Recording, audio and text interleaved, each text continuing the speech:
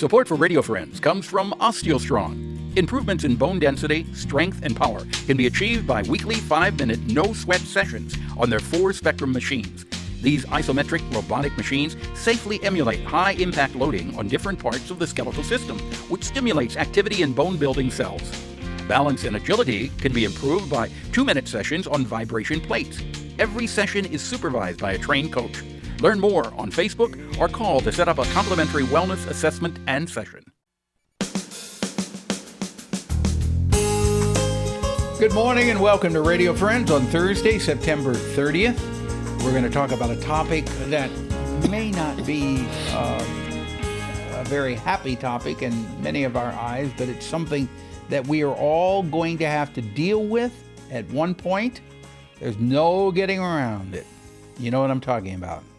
That's dying. And Mickey Havner is with us. And Mickey is an end-of-life doula. And while most of us don't like to talk about dying, it is something that should be a part of our conversation, especially with our loved ones. Exactly. Because, as I mentioned at the beginning, it's something that we are all going to experience. There is no escaping it. None. No, there is no way. And if people talk about it in advance, then there are a lot fewer surprises. Right. When that happens. Family members don't have to make decisions that should have already been made and should have been talked about. Right. So and when you were easier. facing the end of life, either of yourself or a family member or someone that you love, it can be frightening, but with the right preparation and discussion, it can also be an enlightening experience. Yes, it can be a very educational experience and can open up one's life for the rest of one's life. Exactly, because when you realize that dying is not the end of it, and it's not the end of it all, it's just stepping on to the next phase of our life. That's the way I look at it. Yes. When the physical body dies and decays, but I still go on to the next phase. Right.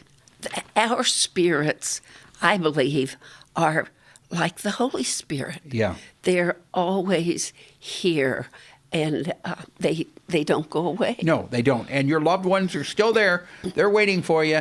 And I also believe that our pets are waiting for us, too, across the Rainbow Bridge. Yes. I don't care what anybody else says. I believe our pets are waiting for us there, too. But, Mickey, you wanted to talk about, you started about a year ago, something called the Death Cafe. And it sounds morbid, but it is not at all. It's very enlightening. Yes. What is the Death Cafe? The Death Cafe is, for now at least, an online experience on Zoom. And it's a place where people can come to talk about dying. They can talk about their own dying, experiences they've had, what they expect, what they're afraid of. And we have no set agenda.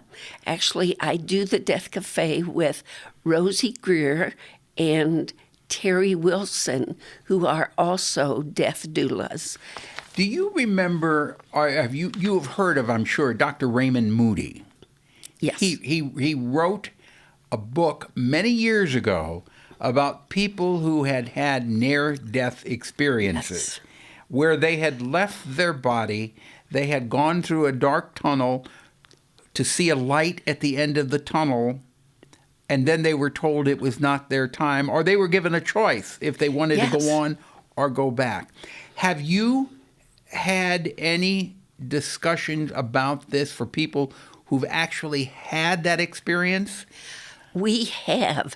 A lot of times when people show up for Death Cafe, that's one of the things they tell us is about their near-death experience, or maybe about an experience they've had with a loved one coming back and contacting them somehow Yes. after they've gone through this physical death.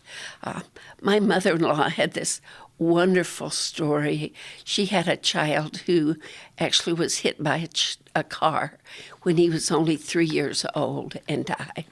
And they lived in northern Illinois. And he died in the summer, so she dressed him in this little white sailor suit with little white socks and no shoes.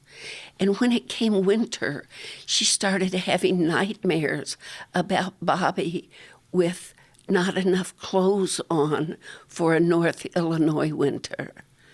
And she just cried all the time. And one night, in the night, from one side of the room, her father came walking into the room. He had died. He had died, yes. He came walking into the room. He was carrying little Bobby, and little Bobby had on brown wool knickers and knee socks and high-top shoes and a brown coat and mittens and a hat that tied under the chin. To show that it was okay. Yes. And they walked past the end of her bed, and little Bobby said, "Hi, Mommy." And then they walked right out through the wall.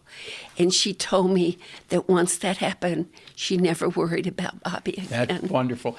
I'll tell you a real quick story. An operating room nurse told me. She was a friend of mine. She was an operating room nurse, I believe it was the University Hospital. They were working on a person. He had died. He had died. They were trying to resuscitate him. The doctor told her to get some instrument there in the operating room. She went, she got it. They were able to resuscitate the man who had been dead. Okay? About 3 or 4 days later, she walked into his room in the hospital, and he said, "You're the nurse that got that instrument that the doctor told you to get that resuscitated me." She said her skin's just, yes. chicken skin. Yes.